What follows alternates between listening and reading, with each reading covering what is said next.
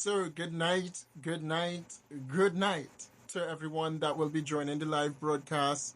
Let me send the invite to the director one time. Hey, director joining. Director, you're on time tonight, boy. Good night to you. Like yo, I'm pala, yeah. See, we done start already. Yes, good night, David Welch. Good night, Trinidad and Tobago. Thanks for Nice. having me.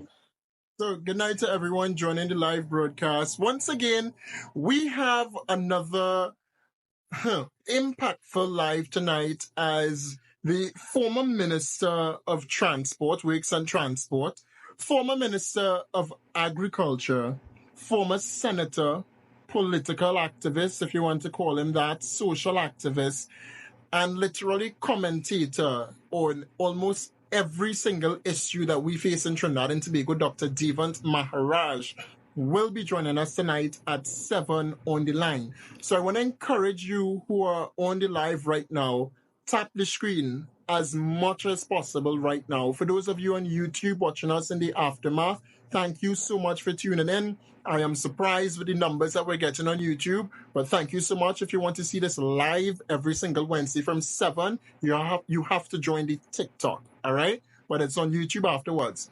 But I'm seeing Dr. Devant Maharaj already in tonight. But before I add him to the live broadcast, I want to encourage you right now to tap the screen as much as possible for those of you that are in the live right now.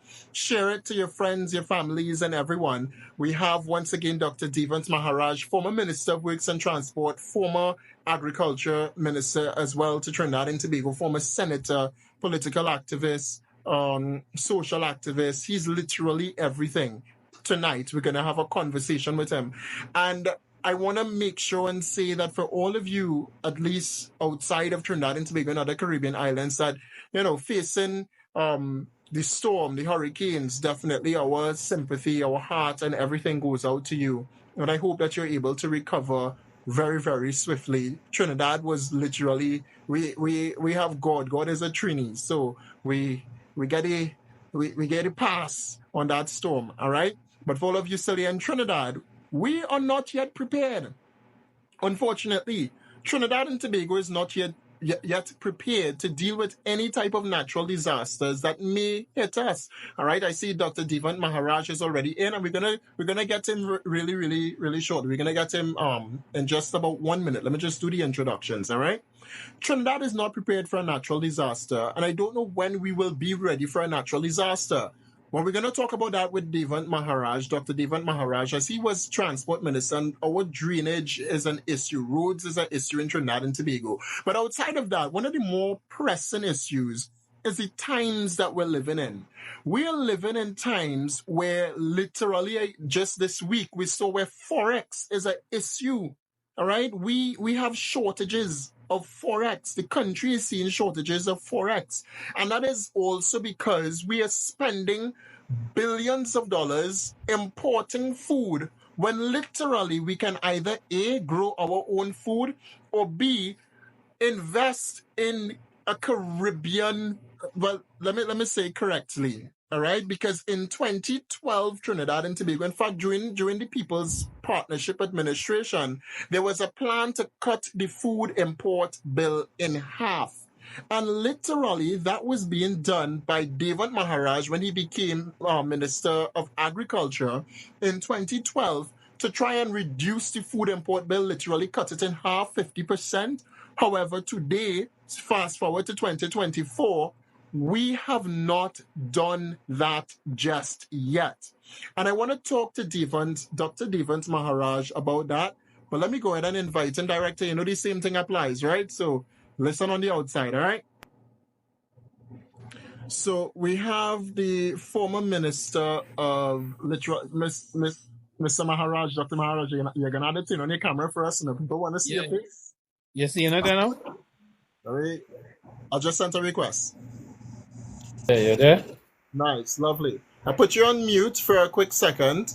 I'll just explain to you the rules of the TikTok because I don't want to drown you out and I don't want you drowning me out when I have a question for you.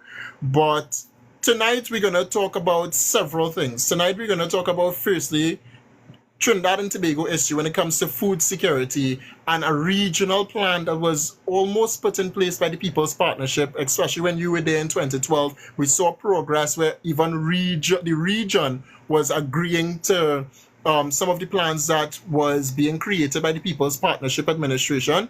We're also going to talk about works on transport and being ready or being anywhere near ready to deal with a natural disaster. And then obviously some party issues, because you, I would like to say, are still a proud member of the United National Congress, and definitely some party issues, because you would have put out a post, and for all of you watching now, this is the man that put out a post to said that Kamala Prasad Bisasa have the tendencies or the similarities of President Joe Biden right now, and we're going to talk about that as well. But firstly, we want to talk about some issues that will really be affecting each and every single Trinidadian, wherever you are at, whether Trinidad or Tobago. And we saw a natural disaster occurred, and more people buying food when a natural disaster is somehow occurring. More people go to the grocery and they pick up food items, and that carries up the cost, obviously. But one of the most important things is the food import bill right now and Forex. It is hard to get Forex. Businesses literally have access to less Forex, and that's really affecting small and medium-sized businesses. But mainly you also, we have a food import bill that is rising. It's at 6 billion approximately, and the People's Partnership under, again, with the leadership of Dr. Devant Maharaj, was working to reduce that. Dr. Maharaj, talk to us about that. Talk to us about where we're at right now, and literally where will we be heading if we continue along the lines that we are going on now. I sent you a request on mute. Are you hearing me now? Yes. Okay, great. I think what you're seeing is a decline of Trinidad and Tobago. It has been a progressive decline under successive government. It's not only the PNM, but even under the partnership and before that. And I think it's because we are so reliant on the easy oil and gas revenues that we have not invested significantly into the diversification of the economy. We say it, each government say it, and pay lip service. Is almost like, if you go to mosque or church or temple and you had to say the prayers, but you really ain't doing nothing to enact what the prayers mean. And it's the same thing, right? So they go on this. I want to say this first. I don't want us to take this serious tonight, I want us to literally talk about some of the issues, major issues that Trinidadians are facing right now. We have an issue now where the Prime Minister of Trinidad and Tobago is somehow now talking about food security, and it's not Trinidad and Tobago food security, it's food security for Guyana. That's at least how it is viewed right now. We go to Guyana and we talk about investment in Guyana. We have an agro-processing plant right here in Trinidad and Tobago that most Trinidadians know, and probably even yourself know, have little to no production, no activities taking place. Let's talk about some real issues. Why, when, how, all of that. I have to unmute you to talk. Go ahead. The issue is, it's easy to beat up on any administration, but the problem, we don't have economies of scale. The cost of production in Trinidad is exceptionally high relative to if we import. It is cheaper if we import, let's say, tomatoes or chicken, because the volume that it's produced that externally, especially in the larger countries, affords them at a cheaper per unit price than if we produce it in Trinidad. And then our farmers, we import everything. So we import the fertilizers, and all of those added costs drive up the cost of the final product. So we don't have the competitive advantage with larger economies. So we'll always be at a disadvantage, right? Even when we were exploring the production of cassava to replace wheat flour with cassava flour, the cost of cassava flour is substantially more than wheat flour. So the only option for this is if you have some sort of government intervention by way of support and subsidy or something like that, because the food security is not only to reduce our foreign exchange migration, but in the event of any natural disaster or unnatural disaster, you could feed your population. So with the war in Ukraine, there's a direct impact on wheat exports, right? Because they were a significant exporter of wheat, and it affected people all over the world, not only in Trinidad. Now, let's say there was a war of a larger scale, and countries that produce wheat were now hoarding it for their own population. What would happen to countries such as our own, right? So that's why, even though we may not be able to produce it economically, you may need government to subsidize it in some way or the other to keep that kind of security. Now, where do you get the money for the subsidy? Right? What are the income generating projects that we have in Trinidad and Tobago outside of oil and gas? What do we export other than bacchanal and lacquerie? Nothing else, right? We export. We have not gone aggressively after. Let's say one of my pet peeves is the cocoa industry, right? We produce a top a product. It's the premium cocoa in the world. It wins all kind of prizes. It commands the highest price in the world. And in fact, now with drought in West Africa, the West African countries are cutting back on their cocoa production of cheaper, inferior cocoa, bulk cocoa. But instead of us ramping up production, what we have is cocoa plantations shutting down, closing down for house, for all kind of nonsense, right? Because there's a mentality that we want the population to do so much, the government to do so much, that we don't take individual responsibility, right? So you want the government to subsidize your road, you want the government to subsidize this, but you want to make the money and keep all facing, right? So I feel you. I see you also. I will have to obviously be a little bit of a devil's advocate and back in the side of the people a little bit, right? You spoke about diversification at the start. You also spoke about new revenue, new ways of earning revenue in Trinidad and Tobago.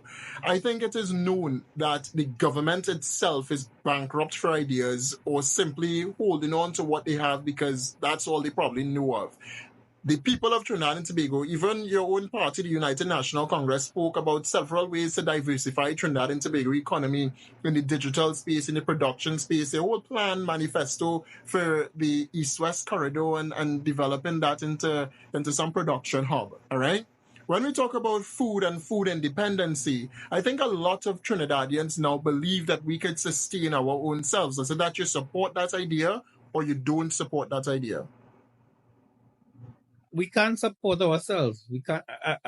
We could probably grow stuff, but then we might be able to afford what the farmers charging for it. Now, under my tenure, we had revived the Jagdeo initiative, which it was called.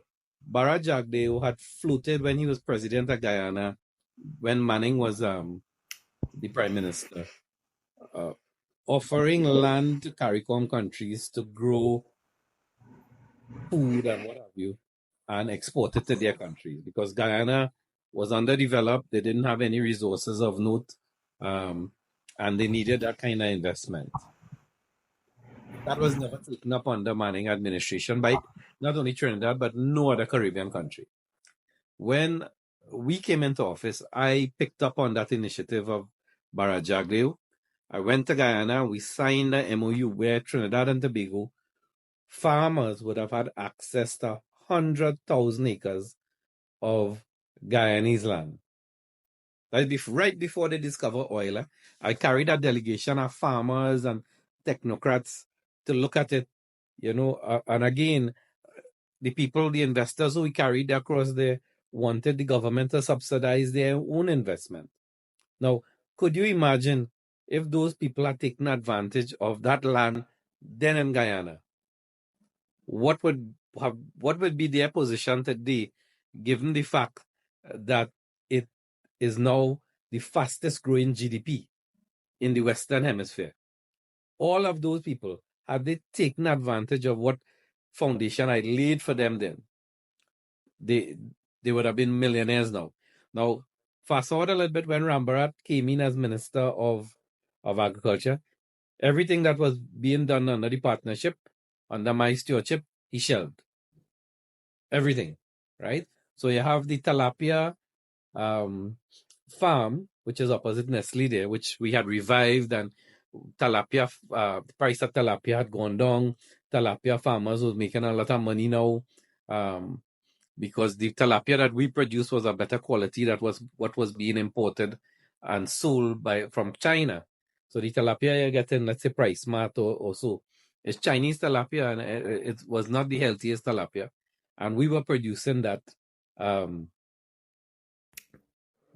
numbers that it was becoming economical for the farmers, right? That was shut down. Now, Mr. Barrett, I have a quick question, and this is back on the revenue earning side of Trinidad and Tobago, all right?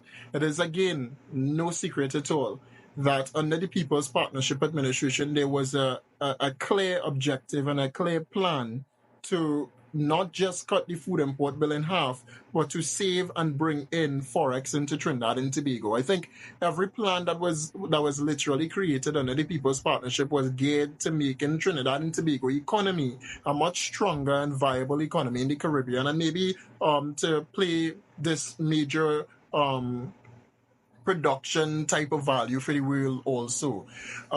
Because under the People's Partnership, we also saw where hospitals were not just being built to facilitate just locals, but the Caribbean as well as international as well, and bringing Forex into TNT. Your plan, once again, or not just your plan, but your works in Guyana in 2012, where you had a team on food security ideas, etc., in Guyana. I do believe that this plan was also to bring in Forex into Trinidad and Tobago, but not just Forex, but also to save Trinidad and Tobago a major sum of money that we spend on food imports each and every single year. It's 6 billion right now. We speak about diversification, and we speak about reducing bills and bringing in money, etc., etc. Are you really not of the view right now that the government of Trinidad and Tobago, not just only bankrupt for ideas, but the consistent closure of several state assets in TNT will lead to the exact problems that we're facing today? How is it that we're supposed to diversify or make money if we continue to shut down? We shut down Petrotrin, we shut down Asametal, we shut down sugar. I mean, these are revenue earners. Am I correct? From what I gather, the shutting down of Petrotrin was done because it was losing money, right? Caroni also was one of that, and Caroni was over 20 years ago. So I mean, I think there's a need for revenue generating projects. There's no two ways about it. Vasant Bharat had secured, I think, Scotiabank to invest in Trinidad with their back office work. We had in agriculture developed a lot of we have done a lot of work in rice production, that we were producing almost about 30% of our rice that we consume in Trinidad, as opposed to what we met about 5% at the time. In terms of the school feeding program, I work closely with the school feeding program to increase the local content up to about 75% for the each box that was out there. So the school food feeding program was supporting the local farmers and local produce and so on. So there are a number of initiatives that were being done at the time, but as at the front time, a lot of that is 10 years ago. The world has changed since then in a significant way, Mr. Barrett, I feel like we're touching savers. Tell me if it is that we can't go deep into politics right now, because I'm trying to get from you where Trinidad and Tobago need to go, but I feel like it's either you're afraid to go into what Trinidad and Tobago, where Trinidad and Tobago needs to be today, or you just simply don't want to talk about where Trinidad and Tobago needs to be. You are very vocal on WhatsApp about several issues that Trinidad and Tobago is facing. You speak about economic issues, you speak about regional, international issues, and a lot of issues that Trinidadians itself go through daily. The economy is one, Forex is one. We have a Forex problem right now in Trinidad and Tobago. And when I bring up the past, I'm simply making reference to where we're at today. In fact, the Prime Minister, February of 2024, he went to Guyana and we spoke about energy in Guyana. And we spoke about what he said. The word was fueling transformation and modernization across there in Guyana. However, right here in Trinidad and Tobago, we could barely produce clean energy in Trinidad and Tobago. We could barely fix roads in Trinidad and Tobago. You were Works and Transport Minister. Despite how that went, you were Works and Transport Minister. You held key industries such as agriculture because that directly impacts Trinidad and Tobago's economy. And I'm making reference to the both. All right? I'm bringing up the past to make a point with the future and to ask, where can we go from here? We have an issue right now where we're speaking about Forex and a Forex issue. I say the direct attack on Forex in Trinidad and Tobago is from the ministry that you held, agriculture and food. We are spending $6 billion in food, and I want to hear from you plans to either cut that in half. What can be done as you are former Minister of Agriculture? The now deal that the Prime Minister is supposedly getting into when it comes to food in Guyana versus food in Trinidad and Tobago.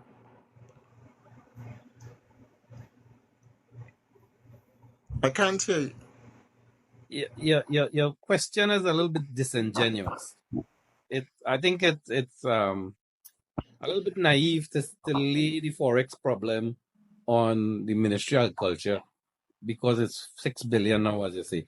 When a revelation was made some time ago about where the money goes, you see it's spread over a lot of areas, including the import of a lot of luxury items like alcohol and quail eggs and stuff like that. So I don't want to belabor the point, but the Forex problem stems from the fact that our oil revenue is substantially down.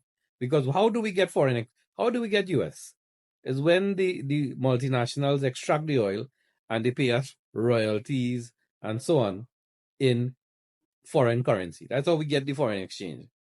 And we then utilize that foreign exchange via the central bank to give other banks, importers who will now import stuff.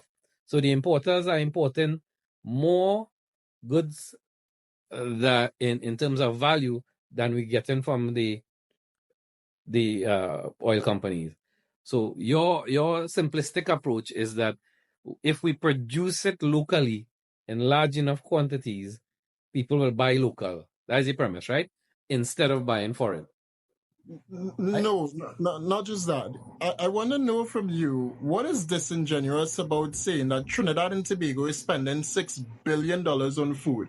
Under your watch as Minister of Agriculture, I believe the plan was to simply cut that in half. That would have significantly saved Trinidad and Tobago from spending billions and have billions to spend elsewhere. Am I not correct about that? No, you're not correct. You're not correct at all.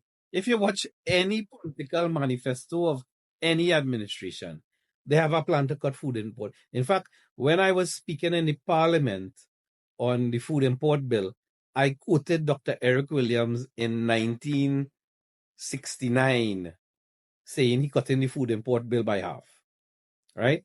And it just went up after that. The problem is the domestic consumption patterns are not reflective of a nationalistic plan of any linkage with foreign exchange, right? We buy KFC. Let me tell you, the KFC in Independence Square, I used to work KFC, right? Had the highest transaction rate in the world until Beijing, China opened their KFC. And it take 1 billion Chinese to eat more chicken than we, right? We have lotto being played in Trinidad. We had the highest transaction rate in the entire Caribbean for lotto. But we paid GTech, the company that supplies the lotto to Trinidad and Tobago, with foreign exchange to export outside, right? When they signed their contract with us in 1994, I was with Lottery Board then. Part of their contractual arrangement was a technology transfer that Trinidadians could have run it and reduce our foreign exchange flight as a result. That has never happened. So there is money leaving the country on various fronts, not only because of what is imported. So just because somebody put it in a plan that we're cutting it in half, what do they do to cut it in half? What have they done? I could give you. I have a whole book on what our achievements were. You could go to the ministry and ask the staff independently. We had brought down a rice harvester machine from Germany. We had opened about 1,500 acres of land up in Plumita. We had revived Mapa farms to provide citrus, bringing budwood because there was a pest. The chocolate factory up in La Reunion Estate, which the repeal of the Cocoa and Coffee Board Act, which revitalized the chocolate industry. Not all those people that you see have a little chocolate bars all over. Marshall Montano and all of these people, the mantra is a direct result of that repeal of that act. The tilapia farming that was revitalized, the Buffalo 2 project, all of those things. We had constructed 5 packing houses.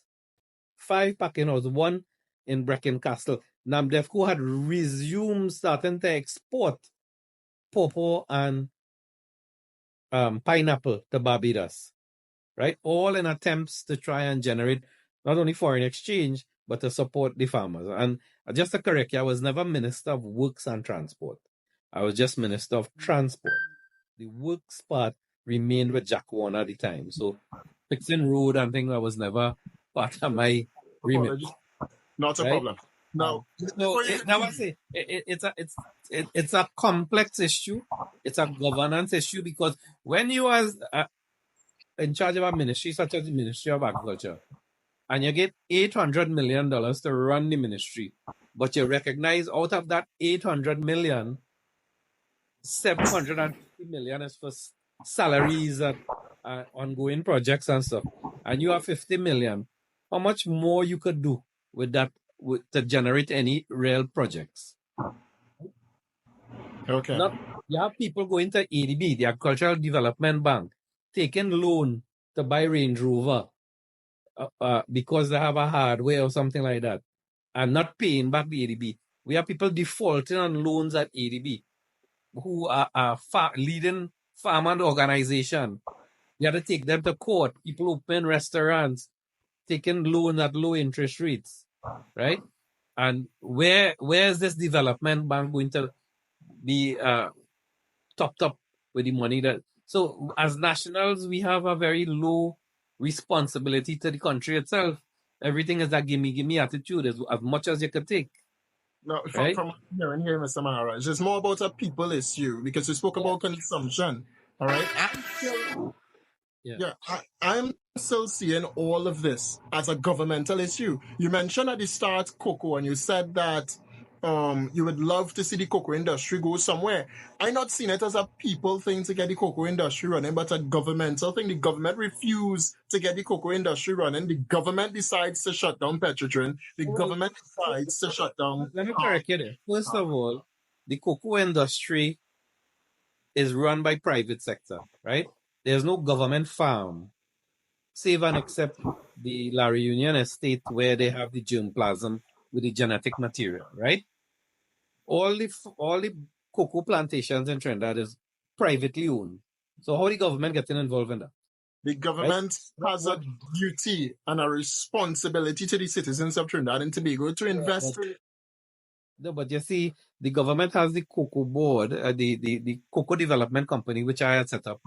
And the aim, what I had envisioned at that point, was to get markets for the farmers, right? Because the farmer's job is farming, right? And to grow the cocoa and produce the product and stuff like that, right? But the government would have assisted in terms of getting the market. You have a guy in Tobago, I think his name is Dove. He sells all his products in Germany, and he is a successful. You have Ashley Parashram in La Reunion there, who's selling in Harrods chocolate, right? You have the Montserrat farmers, obviously in Montserrat there, producing bars. You have Kariri up in Tamana. And these people are the government not supporting these people in any substantial way. But the spirit of entrepreneurship can't be only limited to the Syrians. Can't be only Syrian, right? People have to get up and get the government facilitate the enabling environment, and that enabling environment is for the benefit of entrepreneurs. But you can't sit down and just expect government to do that gimme attitude of decades of post-colonialism have to be washed out and rinsed out of your brain. I don't subscribe that. That is why you have crooks who go to the ADB, take loan, and don't want to pay it back. I want to disagree with you, Mr. Maharaj. We're at a point in society where people are not asking for the government to assist in everything, but simple things that we are paying the government for. We're paying the government to maintain. That's why we're voting for our government, to maintain, to develop, to see the future for Trinidad and Tobago.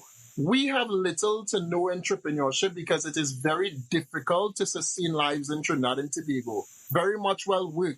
When we go to pay several bills or we barely making ends meet as a family, we blame that. We put that blame on the government. We have a government for a reason. I would love to say that citizens across Trinidad and Tobago is very much dependent on themselves and their own households. But we're talking now about state involvement in several entities across Trinidad and Tobago that should be empowering people and these industries to grow and become better. And that is not happening. We have taken... What, for example, what? You're speaking in generalities. And No. I spoke about Petrotrin. We shut down Petrotrin. You say it's not making money. Not me. Hold on.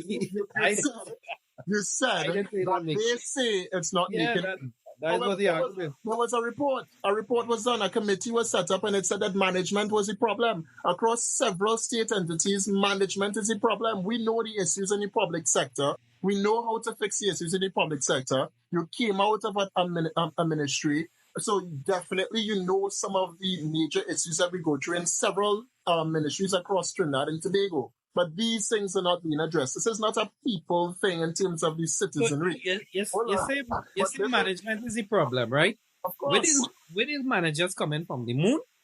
No, I agree it's coming from people. The people on the group. Let me tell you something that you're faced with. I remember this incident. There was a crisis at the licensing office.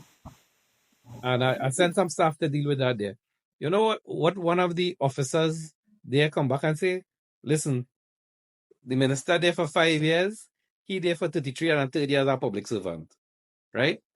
So if the people, you don't expect every minister to be in every ministry. Like Pandey had said, you can't put a policeman under every street light.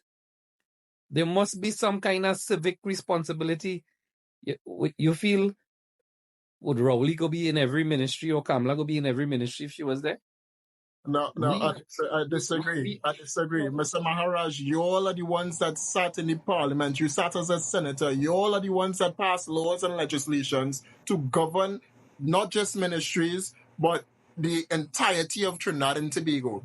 I know that the failure starts at the government of Trinidad and Tobago because the allowance for nonsense to happen on the street is because of mismanagement and poor management. Trinidad and Tobago have an issue today called crime and criminality. Vice News did a report and suggested under your administration as well, the administration that you was a part of, that said that corruption at the state level has a major part to play in the gang activities and the crime activities. Now, that is not the point of the life today. The point, obviously, is to talk about development for Trinidad and Tobago and where we're going. And as a former minister of agriculture and dealing with the food, and the import bill, because the plan to cut it in half definitely would have saved Trinidad and Tobago billions of dollars that we could have spent in health, or education, or any other ministry across TNT. Your colleague, I would love to believe he's still your colleague, and that's Dr. Fuad Khan, came here to say that we cannot continue with a free healthcare because we don't have the money. You were speaking about diversification as well. The state today decides not to do any of that. You are telling me that what we need is for people to wean off the government and depend on them own selves. But how can we do that when we're paying our taxes and we're doing everything the state tell us to do and we don't get the support? Well, I mean, there's a kind of low rate kind of analysis, and I'm disappointed that. No. It is the truth, because you wanted the people's perspective. You spoke about people and people dependency. These are the questions and these are the concerns of the average man on the ground. How will you deal with the concerns of the average man on the ground if you're saying it's a low-rated concern? All concerns should No. That is not what I said. I said a low grade analysis, right? That is your analysis. I says low grade. It's the people analysis. The people of Trinidad and Tobago have an issue with the taxes that they have to consider, the property tax that coming up. Nobody elects you to talk for the people, you know. You ain't get elected for nothing there, you know. It's your opinion. Well, they get elected to do it in office and they're not doing it, but I'll allow you to respond. Go ahead. You drink a White Oak and Sprite and feel you come in here to talk for people now. Right? I don't disagree with the issue of leadership, the importance of leadership to set the pace and set the tone. And I'm not saying that people should pay their taxes and do expect anything in exchange. But when you pay your taxes, there's certain things that come along with it that you expect: your roads, your water, your light. And what I found when we were in government, your taxes alone cannot satisfy the need of all the people. Right? If you go to, you have to prioritize what is important, what is not important, right? This is not to say there are some vanity projects that any government does that is questionable. Like I was very critical of Manning when he did the promenade. But in retrospect now, when you look at the promenade from what it was before the Drag Brothers Mall, it's chalk and cheese, right? The Children's Hospital was being criticized by the PNM for years. Now it has a value to be operationalized, right? And I mean, like, we could go on and on and on like that. Leadership has its value, but at the same time, the dependency spirit that we have and cultivated has to be moderated in that context, right? I mean, we have CPEP and URP. Try to close down that now. You'll have a riot on your hand, right?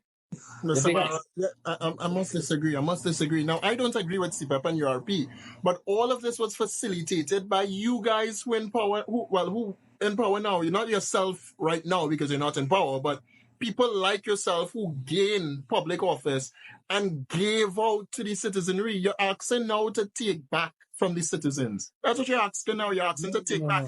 It was still, Mr. Maharaj, it was still under your administration, the administration that you served under, obviously. All right? That gave laptops, the same gimme attitude, give out laptops to every child in Trinidad and Tobago. Is that under the same kind of culture, the gimme culture? You're coming now to see. The philosophy of the UNC at the time was heavily socialist and populist. Well, is that not the problem?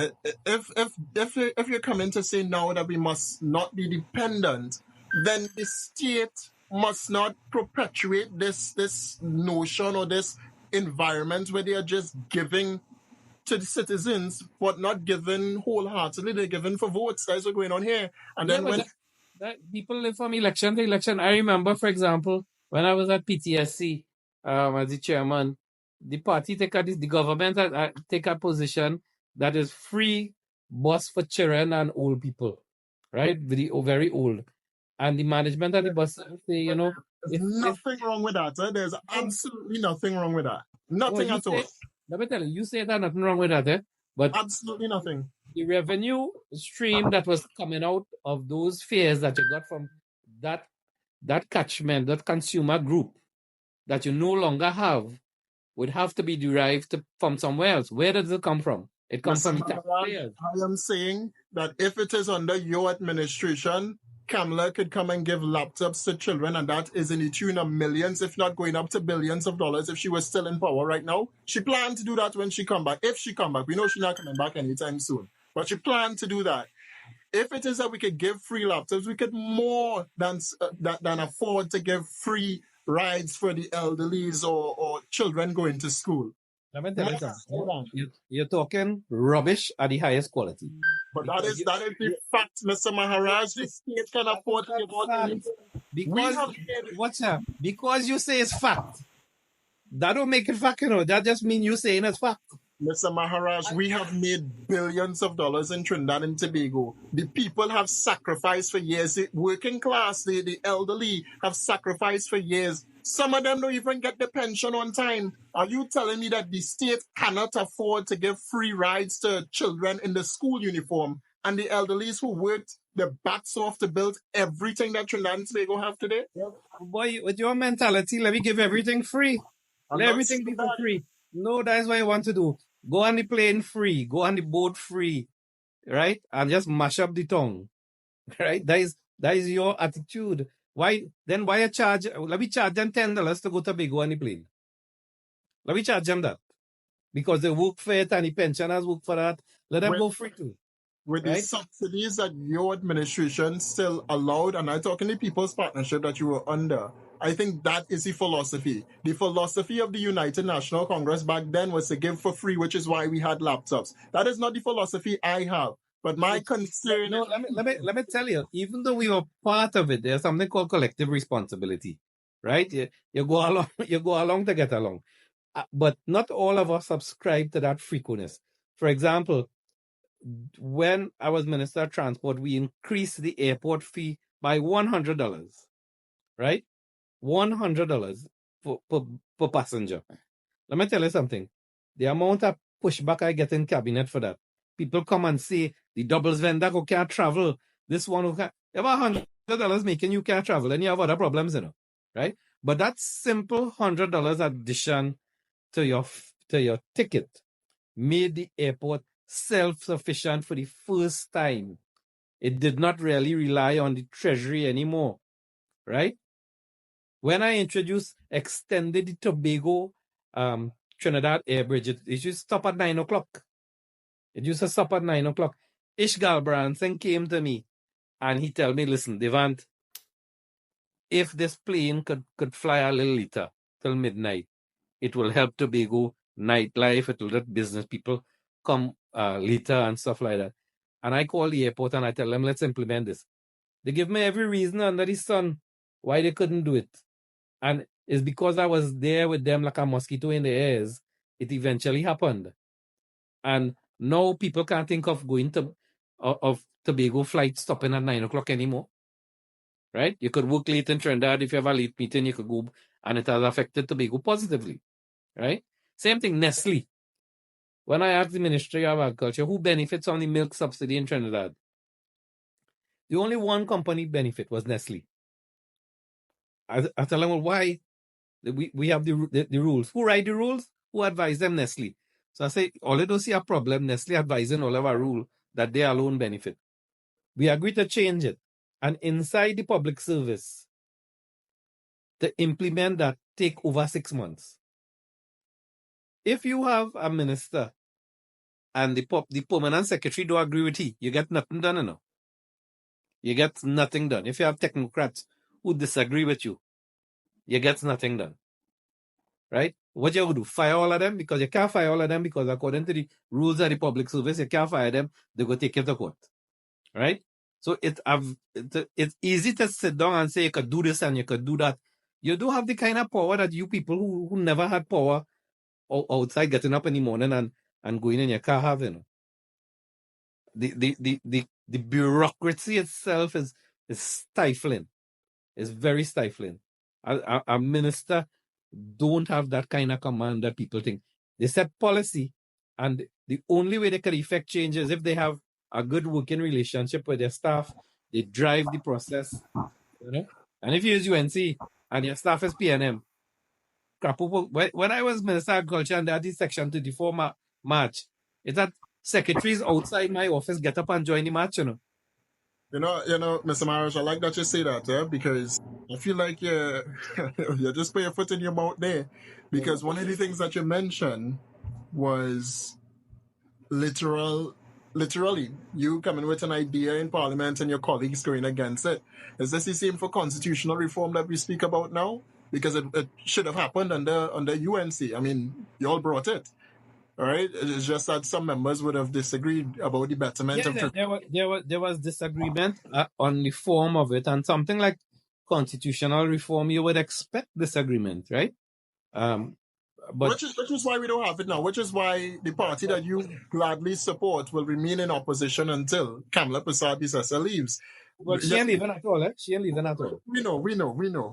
And I tell you, she could be at the banks of the Carney, and if election call, she get enough from the funeral pyre and going to vote, She gonna need help to get up, She will need to go have Anita Haynes and Julian John and what is the next one? Michelle Benjamin holding she hand to walk. And you have people like Ruda Landing saying she's the queen and she's the greatest. Right? But she ain't going nowhere. I feel like that's the next topic we have to talk about, because let's took a complete different tune, and I think I can officially say that Dr. Devant Maharaj is more supporting the PNM style of the economy rather than any type of diversifying or any type of change that is to come. Yeah.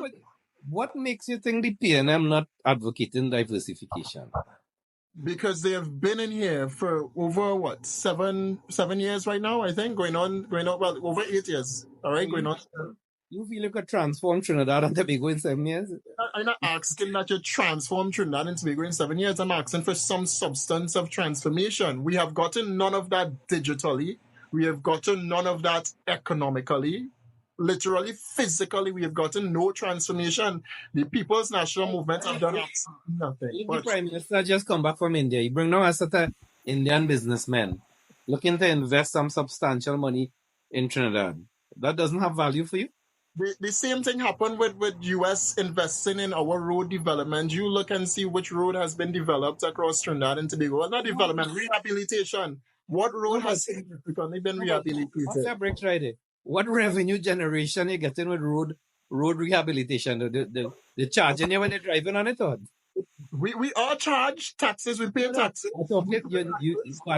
You know about charge. That is when you have a barrier and you pay a toll. They have we pay taxes and we pay more money at the pump, Mr. Maharaj.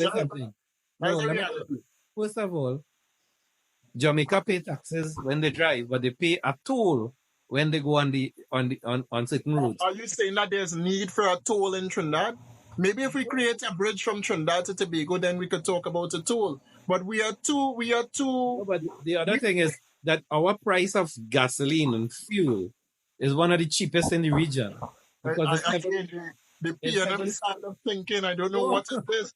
No, but to support it. Yeah.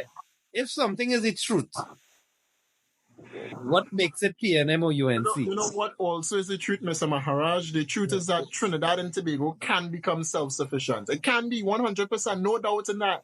We have done absolutely nothing to take Trinidad and Tobago into a progressive state rather than the state that we're in today. And the PNM has led us that way. I cannot understand how you can come from a party or from an administration that thought very proactively to now be thinking the way that PNM stooges think. That the way that the economy... I see, first of all, I see a background red. I see a jersey red. You are more in PNM than me, right? Let me tell you something. I have taken the PNM to court on more than one occasion, more than 10 occasions, more than 100 occasions. I was the one who exposed the scholarship issue. I was the one who challenged it. So I have put my money where my mouth is in terms of taking on the PNM, Not but like not your support right now, Mr. Maharaj. Your support have deviated from people more into this reactive, doggish approach to not just politics but development. You come telling me that what the PNM, what I think the PNM doing, or along those ridiculous lines. The PNM have done absolutely nothing to take Trinidad and Tobago forward. But maybe you're part of some committee and you're benefiting now, so you come on this live So If you find out, first of all, if you find out my benefits on the committee, please advise me because I'm unaware of seeing. it looks so. I'm just putting something out there right Kind now. of defamatory words you say there. I have to call my lawyer, you know. Mr. Maharaj, the UNC has several issues right now. No, the UNC have one issue. That one issue. Kamala. Kamala, that's it. End of story. So you believe that if Kamala Prasad-Bissessar steps aside right now, that the UNC will win an election? Yeah, I'm 100%. If you want to get rid of the PNM so bad as you profess, the first step, and I believe this, the first step of getting rid of the PNM is getting rid of Kamala. Look at the difference with the United States. Biden went on a debate last week, Thursday. He had all kind of cognitive failure. He couldn't talk. He started up a sentence and he ended up somewhere else. And immediately, the Democratic base started to say something wrong with this man. He should step down. Calling on, they started this heavy speculation every day saying that, listen, he should step down and somebody should else. In fact, up to today, somebody saying if Michelle Obama steps up, she winning hands down against Trump, right? And not only the party that he belongs to, significant quarters are coming out against him. The media, you have the Wall Street Journal, you have the New York Times, who are left-leaning papers, Democratic papers, coming out saying the man should step aside, make way. But look at the difference in Trinidad. You have Kamala who can make an early morning TV show, an interview. She in parliament sometime-ish, right? When she walk in and seen picture with this one holding she hand and that one holding she hand. And we have other rumors swirling, which I don't want to go into on your show. And the party silent. When you do talk out about it, you end up like Rushton Parry and Rai Rugby in political cemetery, right? You're being ostracized, vilified, right? And then you have fellas who have a little sliver of intellect like Rudal Munilal and thing, who castrate themselves in order to wait until she dead. All of them waiting until she dead, you know. And in the meantime, the Let me ask you, so the other thing, which is more damning, is the media. Where is the investigative media that will expose the deficiency of leadership in Kamala Prasad-Bissessar? Look at the decision she make. Ratiram, Analram, Vandana Mohit. I mean, these people, you really want these people to be ministers? You feel any transformation going to come with them? You really feel somebody like Michelle Benjamin, look at the woman down in Lengua, right? Lost the seat there for them, right? And they want everybody else is to blame except UNC, you know. They're having a meeting on Monday night in Debi, right? Recently. Tell me something, David. How much time they go win Debi?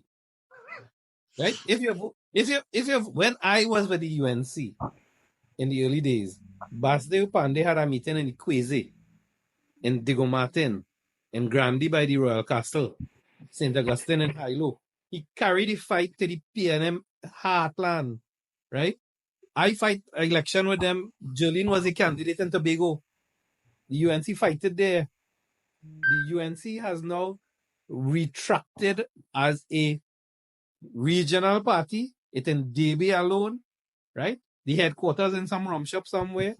It might be under the bed next to the posy by Kamala. I don't know, right?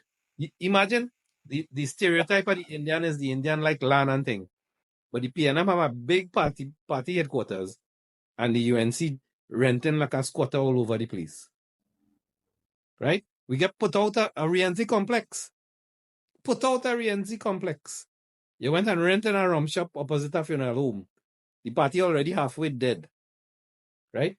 This fella Rishi Sukai, who's a PNM senator. Why he can't be a UNC senator? Because fellas threatened and intimidated.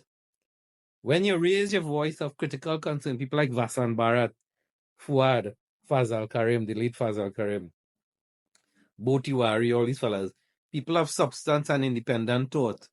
You flush them down. You don't want them. You want what my friends call dashboard puppies. They're shaking their head all the time. Dashboard puppies. Anything, the bull full, the cow full. Anything Kamala say. That you can't get nothing with that. You can't get nothing with that at all. I must ask, sir, what's the motive? Because a lot of people think that you're a snake in the Balize or in the UNC. So what's the motive, at least for yourself? The motive is I in this party long, right? I put my neck on the line in the courts. I challenge the PNM up and down the place, right?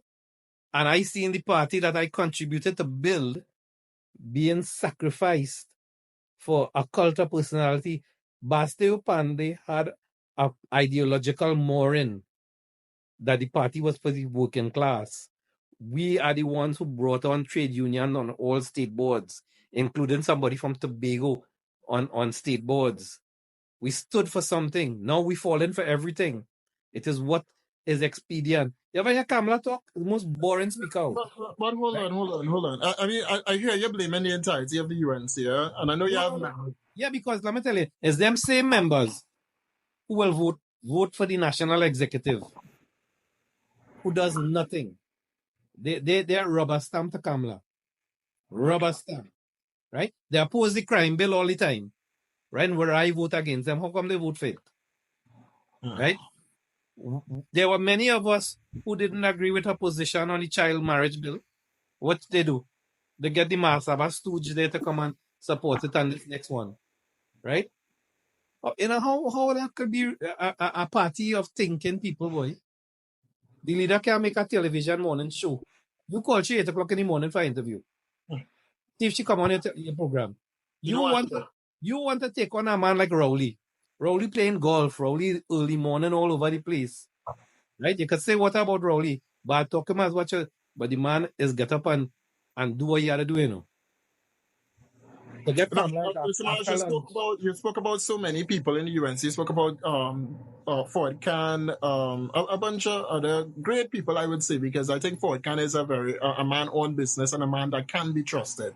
I can trust Ford Khan. I don't know about you right now, but I know I can trust Ford Khan. All right. You have a pala, what you're trusting him with something.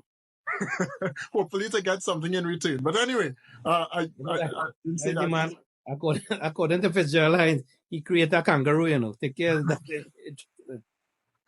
But some of the problems that we're facing right now, especially with the UNC, is that the people who put Kamala there is really the problem. I don't think that the people want Kamala to go. And I'm not just speaking about the people who have the membership, but I'm also talking about the executives at this point in time also. The only reason why Kamala still have all the power that she has is because the executives propping her up on a stool. Yeah, okay. What is that kind of symbiotic, kind of parasitic kind of relationship? That she has granular control of the party and she gives patronage to people at different levels. So they depend on her for power and she depends on them for power, and both of them, they're happy in opposition, you know, holding on to the office. So what you're saying right now is that the Constitution is screwed or something? Yeah, no, but they're not taking on the Constitution. They're not taking on the Constitution. A couple of years ago, the political leader was elected with the NATEX, which Ganga Singh had raised was a violation of the Constitution. That was tossed out. That came about when Carlos Jan went up against Ramesh and Pandey was in the leadership, and the party felt that the political leader shouldn't run on the same time as the NATEX in order to avoid the party leader endorsing a slate. Right? The Constitution has been trampled and thrown aside under this UNC leadership right now. Right? And who is to speak about it? There had to be people like me and others who have contributed to the building of this party over the years. I like that you say that because now we have to talk about a pattern. This pattern, I believe, was formulated since back in 2010, even before 2010, when you had a different leader of the United National Congress, who, God rest his soul right now, but was tossed to the sidelines to bring about this new era, not just in Trinidad and Tobago, but in the United National Congress also. You didn't recognize the pattern coming up from 2010? No. In 2010, I think because of the newness going forward and the 5 years afterwards, you didn't have the kind of abuse that you had then, as you have now, right? I'd like to say this, Mr. Maharaj. You had a collision and then you saw what happened after the collision. You didn't think that that was some red flags, or? No, it had red flags, and I could tell you a lot of things that happened behind the scenes where people were not happy with it, right? But because it's not known in the public, doesn't mean it didn't happen. Not everything you know is the talk, you know. All right, no problem. As you say that, I have other people that wanting to join right now. Let me bring in the director to ask you some questions, and then we'll open up the floors for some questions with the general public. All right. The director have some questions for you, and then for those of you that want to come on and ask Mr. Maharaj some questions, please do come on. I mean, you'll have a lot of questions. You'll have a lot to say on Facebook and stuff. I posted a flyer with your oh boy. It went crazy in a few seconds with people saying all kind of things. So they have the opportunity now. You know, when I come on your program, it light up. So let me give way to the director, and then if you want to be a part of the program, just request to join. All right, director? Hi, good night, Mr. Maharaj.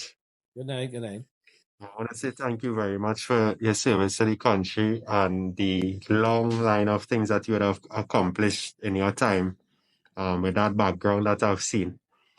What I'd like to ask is, as a former Minister of Transport, the persons of Trinidad and Tobago are seen where and making statements that the government seem to be using that service to be able to put pressure on the citizens, not just for safety on the roads, but as a as a revenue generator. We had of recent, as last week, some officers slamming into a H vehicle to stop that vehicle, kind of something operating like police officers. So my question to you is, what is your take on what information can you give to people whereby they're feeling that they are more being targeted to get revenue for the government than more of the safety on the roads? Well, I'm not familiar with that instance. As you're aware, I'm not residing in Trinidad, so I may not be fully around with all the localized issues. But I'm not aware of. I mean, is the police? And forgive me if I don't understand it properly. Is the police unlawfully charging people for tickets and stuff like that? Is that what you're saying as a revenue generating exercise? More so of the license officers using their positions to. But do they charge people illegally? The people who receive the ticket also could, if they're being charged without merit, they could challenge it in the court, right? And they would succeed at the court.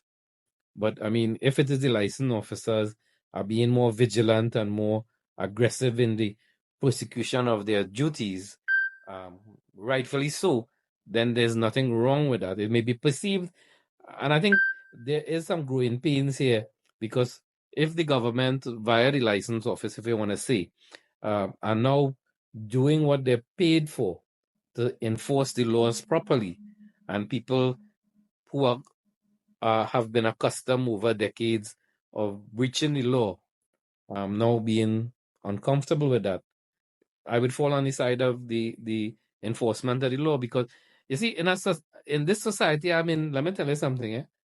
You're getting ticket here in the mail, and if you don't pay it by a certain day, it go up in value.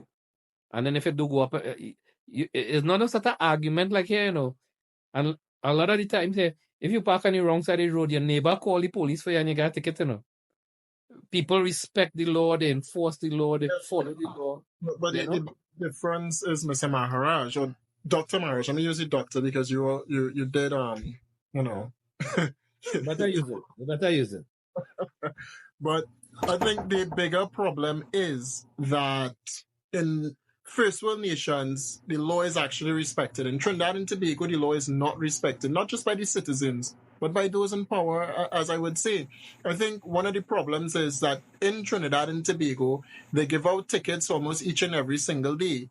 But part of the problem is that all of the issues that go on with our vehicles was either allowed by inspection officers. they would have passed vehicles illegally. That illegal act takes place in Trinidad and Tobago. And the TTPS comes out and give out tickets when in reality, we could be solving crime. No, let me tell you. You have a lot of problems. That's why I say this thing is complicated. When people taking bribe and so on, right? I mean, I could tell you stories about people going to customs and the man telling them, listen, in order to pass that, you had to run a change. He went to the one of the senior customs officer, and you know the man tell him? He said, here this. You will continue to bring in big vehicles and things. The fella said, yeah. He said, well, that fella will give you problems. You better pay it bribe, right? To avoid future. So, I mean, it is not an easy problem, but Giuliani, who was now this bad, was when he was the mayor of New York, there's something called the broken window theory, where you enforce all the laws, the smallest infractions, and that trickles upwards, that the societies become more law-abiding. And I think, you know, in Trinidad, you want everybody else to obey the law, but when you're in a line, you're trying to see which partner you know could jump you over the line. You want to see how you could get ahead. You want everybody else to, that is my experience. You want everybody else to follow the law except you. When you go in the passport office, when you go in the license office, you want to see which partner, which family you have there to help you out. Right? But nobody talks about some of the issues, like, for example, the banks, the kind of obscene profits and interest rates that they charge on people. Why we don't be lobbying the government to set up some kind of investigative committee to see if these banks... You're across there, but I know you're very much vocal, and I feel like once again is a bid to save the government. You know for yourself that the Prime Minister said he's not going to regulate the banks. I feel like even send that as a bulletin on WhatsApp for me. Sorry, I could forget that, Mr. Maharaj. No, I never know the Prime Minister say that. Right? First of all, the Prime Minister do consult me and I do consult he. So I don't know. I'd like to hope so. Director, you have any more questions? Yes, on the topic of that, Mr. Marjorie, of recently, the Ministry of Legal Affairs, well, they passed a law stating about the tinting, no, not just tinting, because they had a law where they said that they would be testing the tint films on cars, but that has not gone into put into play just yet. But they put something up recent where it have with persons having window things that block off the sun from the car. It comes with luxury vehicles. They call it a window shield, just to kind of block off the sun. Where persons now are even being charged for the bubbling of the tint film on the car windows. They have now made a law where a person now has to choose between a new tire and having the flame of their vehicle bubbling, that they could be charged. So which one now they'd have to look at in a case where they're not even making money enough to help their family when the month comes. So you're taking persons who are more as law abiding and putting them in a chain now where they don't know which choice to make, because anyhow they're going to be charged. Under you being a transport minister, what I'm trying to understand the question. Is it that what people have tint on their car and it's the law passed and it makes it illegal now? Okay, so when your tint stays on a vehicle over a period of time, it tends to give a bubble effect according to Right. So now a person can be charged by the simple of that bubbling. And what I was asking is that if you have that bubbling and you can be charged for that, but you have a tire that is coming to because of wear and tear close to the tire wear tread indicators, you now have to choose either I'm going to buy a tire that is more roadworthy so that my vehicle in rain would not skid off the road or be able to cause accident, whereby an officer could now watch your tint with simple bubbles and charge you for that. And you have to pay a fine as well as points. Yeah, I hear what you're saying. I mean, it's a difficult thing. I mean, the simplistic thing will be saying is no, you have to be on the small man side. But what was the thinking behind? What was the debate on the reason for making that that unlawful? It had none. It was just implemented. It just became into law. There's no. I think don't happen just so. I disagree with you. Let me tell you, the government don't come. No government comes to Parliament with a law by VAPs. It goes through the Legislative Review Committee. It goes to Cabinet. It goes to the FNGP. It has to be studied, and the debate has. So I would urge you to read the Hansard, see what was the argument to bring this thing forward, see what the opposition answered it, because some laws you have the opposition supportive in their argument and just they vote against, because I mean that's the rule of opposition. But I would tell you, I mean, if they pass the law, it must be informed by something. And I having no knowledge of it, I don't want to make a pronouncement in a vacuum like that. Before David accused me of supporting Rohan. I mean, going down that, Mr. Ryan, you have 1 minute. Go ahead. Ask Mr. Maharaj a question.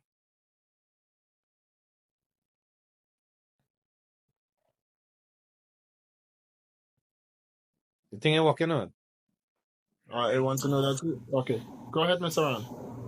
Right, is all have small issues, division small issues like that, right? But a bigger issues. I think you're tuning in a little bit late into the live. So you're coming to ask a question and that's Hear what? You're asking a minister, well, a past minister, right? From national transport, right? Certain things right now, which is irrelevant right now to him. Cannot see how food is irrelevant, how anything Dr. Devant and I spoke about was irrelevant. Again, if you come on here late, then don't come on the line. I came on, no. Mr. Welch, I was here long enough. Right? Those questions irrelevant. Because you asked the man question not irrelevant, right? The question to you is this, right? All the gangs that you had information on, why didn't you take the question to Devant, sir? To you. All the information they had on the gangs in Trinidad and Tobago, why didn't you turn it over to the TTPS? You had information on gang? I wish I did. I really wish I had information on gang. You like Christmas, boy? They should have locked you up too. I think I understand your call for illiterate Trinidad and Tobago because I is a dependent caller. I want to hear about you. You know, did you have a list? Let me put it to you. Did you have a list about gangs in Trinidad? I have a Christmas list, and that's it, Mr. Maharaj. Anyone else that would like to come on and ask some questions to Mr. Maharaj? I don't understand. I'll leave that for another day. Anyone else? If not, then we'll move from here. Lyndon, I see you in the live. You have a lot of questions. Let me go ahead and get you on.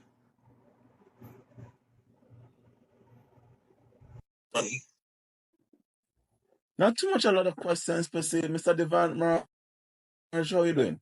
Yes, my question to you is in the having right now in Trinidad and Tobago.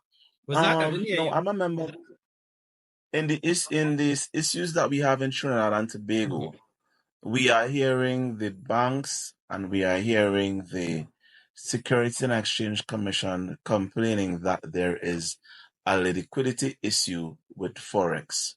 As a former minister being a part of government, what do you propose could be the immediate solution to fix that problem that we are having? Because it's clear, and I can tell you right now, it's clear literally, even with the exchange and the money that is being passed, we don't have a product to really to bring an international investors to come in to invest into our exchange. With natural gas, oil, it's clear. What would be your immediate solution? Well, I think with Guyana getting oil without a refinery and Suriname also discovering large reserve of oil, we could be, I mean, this has been said many times, Singapore of the Caribbean. Singapore does not have any oil, but they refine the most amount of oil in the region. And I think the revitalization of the refinery is an opportunity for that.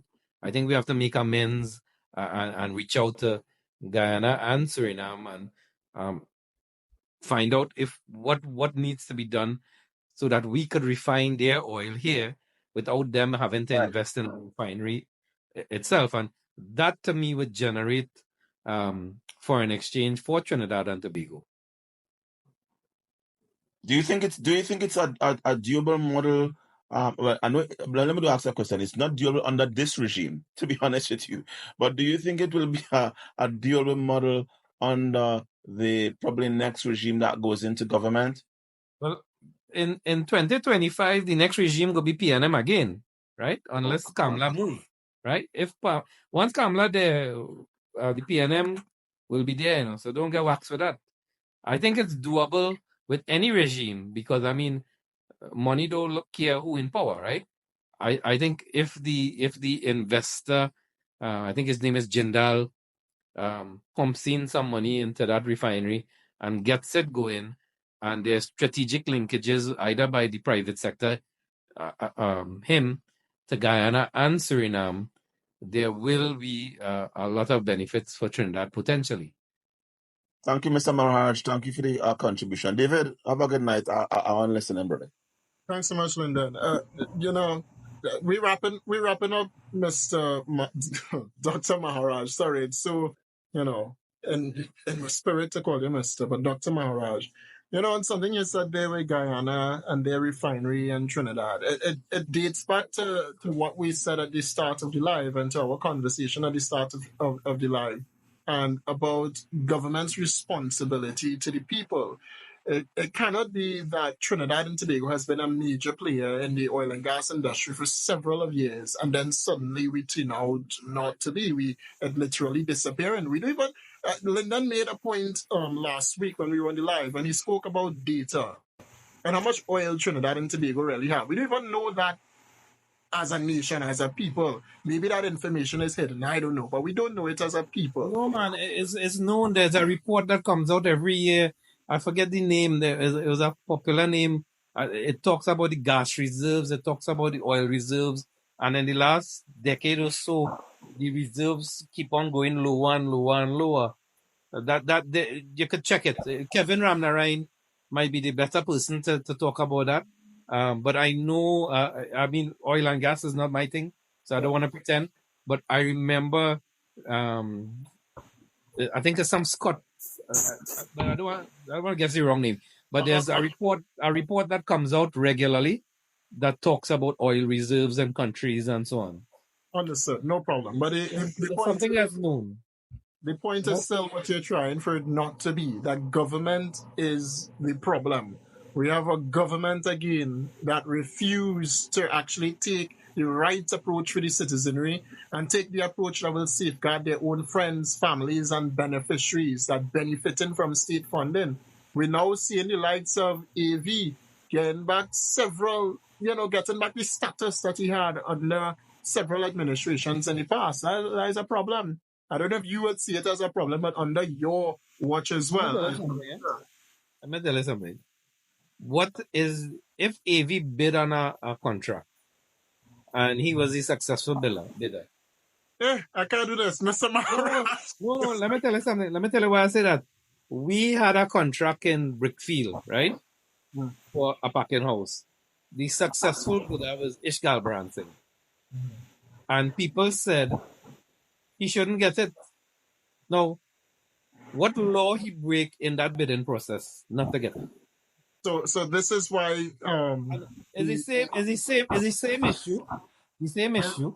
Is this why under the United National Congress People's Partnership we saw waste management and the corruption that unfolds with waste management down there for Spain? We're talking about Krishna Lala? We could talk about that another. I don't know if that's a friend too that we wouldn't go into that kind of conversation. I don't know Krishna Lala. Suddenly. No, I never had anything. You ever see him around me? I don't know what happens behind closed doors, Mr. Maharaj. My closed doors normally have females, not males. I know, I can't say that about you, but talking about me. All right, no problem. It sounds like PNM Sport Minister scandals we're going down here right now, but maybe that's why and I is the one who bust out Daryl Smith video. I am the one who had Daryl Smith report in court. Right? To get it public. we're still waiting for Anil Roberts, by the way. But Dr. Maharaj, thank you so much for joining us on the line tonight.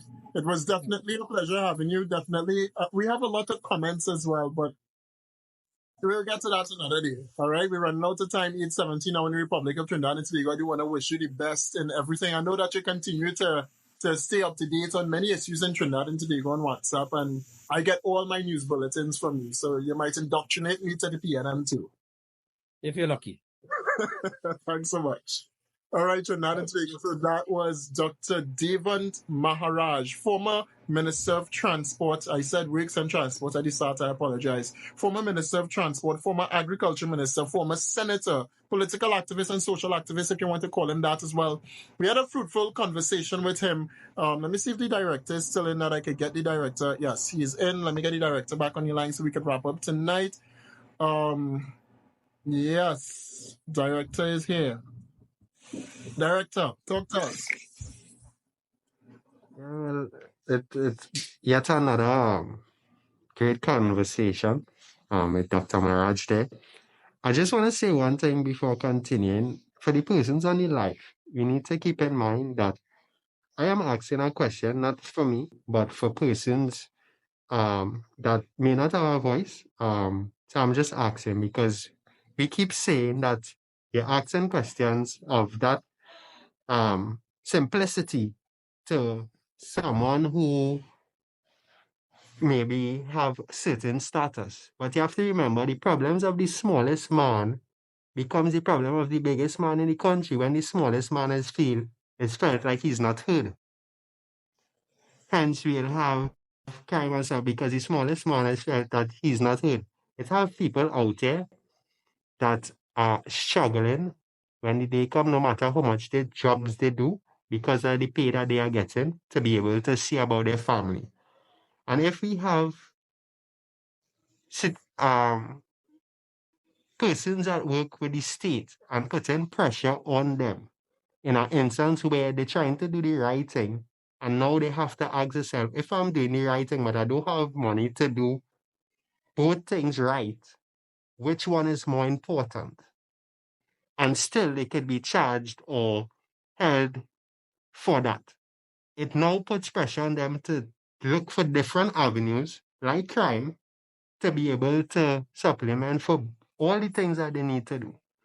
So let's just keep in mind that not because it don't affect you, that it's not affecting the smallest man. And that in turn is what can cause persons to do the wrong sort of thing, which we are trying to avoid, as David has said, by the government having more input in certain things so that people would feel that they are heard and invested in so that they could be able to have a betterment for their family. Because if you watch Trinidadians that leave Trinidad in any field that they leave, because of opportunities outside, we excel. They are not going for handouts. They are not leaving Trinidad to look for handouts, but they are going out, and because of opportunities, they are able to excel with whatever skills that they have. So I just wanted to say that. But that is a crucial point as well. While we, I don't know how to say this, but Dr. Devant Maharaj had some very interesting points, definitely, when he spoke about handouts. All right, not just when he spoke about handouts, but when he spoke directly about people and power, etc., etc. While we make it a joke or we speak about similarities between his thinking and PNM, I do think that people is a problem to an extent. But I do also believe that the people in power are the ones that will be able, or that should be able, to change the very basic things on the ground or solve majority of the problems that you and I are going through. It might be a simplistic way of thinking, but it's a reality. It's a way that several Trinidadians think. We do believe here in Trinidad and Tobago that government is the problem, and because of government corruption, we have corruption that trickles down to the smaller man on the ground. We know that that's the base for corruption here in Trinidad and Tobago. And every single entity, almost every single entity is corrupted, even maybe down to the courts. And I don't want to implicate the courts in anything, but I'm just giving you a grasp of it. We have a system in the U.S. Right now. The court deemed more power to the president, basically, in the last ruling, etc. Everything, the revelations that came out, especially when it comes to President Trump and the case that President Trump is involved in, all the charges, etc. All right. We saw where presidents are given a little bit more immunity, but the purpose of me bringing that up is to tell you that the courts are literally speaking out in the United States on several issues, abortion, etc., rights, all kind of things. While right here in Trinidad and Tobago, and it's not that I'm looking for similarities, but I'm just making an observation for you. It seems as though here in Trinidad and Tobago, everything is controlled by the state, and it should not be so. We should have some level of independence, all right? But maybe I'm rambling a little bit too much, and it might not make sense for everyone. But I think that's the point that the director is talking about here right now. Because it might not make sense to you doesn't mean it does not affect the small man on the ground. A lot of people, I saw someone in the comments here talking about EBC. And EBC is a problem for some, but not for all. So we need to give a listening ear to everyone to create ideas that will better suit and better fix Trinidad and Tobago and fix a lot of the issues that Trinidad and Tobago is dealing with right now. All right? But tonight we spoke with Dr. Devant Maharaj. Next week, I can tell you that we are looking at, should I say it, boy? Maybe I should. Next week, we are looking at, Director, see you on mute. Should I say it? I apologize. No problem. Next week you're talking about? Next week, we are looking at K Welch Jackson, Trinidad and Tobago, to join us on the inside here. It's a possibility. It's not confirmed just yet. But next week, we're looking at K Welch Jackson. She has a political party. I cannot remember the name of that political party. It's some people thing. APP, All People's Party. I happen to see the office as I was passing into Port of Spain, and I want to say, all the best to Ms. K Welch Jackson on the road that she's venturing on. And I hope that it's one that would bring some fruits for her. So next week, we're looking at Ms. K Welch Jackson to join us on the inside here to talk more about her political party plans, political landscape, political future, etc. All right? Someone said that's another trying party. For sure, it's another trying party. Politics, that's another lying party. All right, no problem. So K Welch Jackson will join us. Well, I'm hoping to. I'm going to try and book it with her on the inside next week. If not, definitely stay tuned to the TBN page. Follow if you have not. For all of you here right now, do me a favor. Go to this page, the next David Welch page. Click the follow button. Let's get it up to 1,000. So therefore, people could put on the camera now. Not that it might happen, but so that we can have access to use the camera on this profile. All right, so go click it and follow it as much as possible. Let's get it to 1,000 right now. If you have not yet followed the Instagram page, follow the TikTok page. For all of you on YouTube right now, thank you so much for joining us. Follow, subscribe to the YouTube page, follow the TikTok page, follow the Instagram page. Thank you so much. Chef, take my number, 2824798. All right, take it again, 2824798. WhatsApp me now and I'll call you because I don't know if I still have your number. I'm looking for it now. Yeah, I have your number, so I'll give you a call. All right. Thank you so much, Trinidad and Tobago, for joining tonight. Do stay safe. Have an awesome one. Thank you so much for the views tonight, for watching tonight. I appreciate all of you. Definitely you supported the live really, really well. We had over 100 of you on at once. So thank you so much. Well, it went up to 120 anyway, take it. So thank you so much. Do stay safe and have an awesome night.